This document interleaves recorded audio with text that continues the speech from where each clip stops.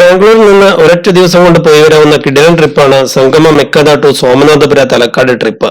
രാവിലെ 6 മണിക്ക് ബാംഗ്ലൂരിൽ നിന്നും യാത്ര തിരിക്കുക. കനകപുരയിൽ നിന്നും ലെഫ്റ്റ് തിരിയണം.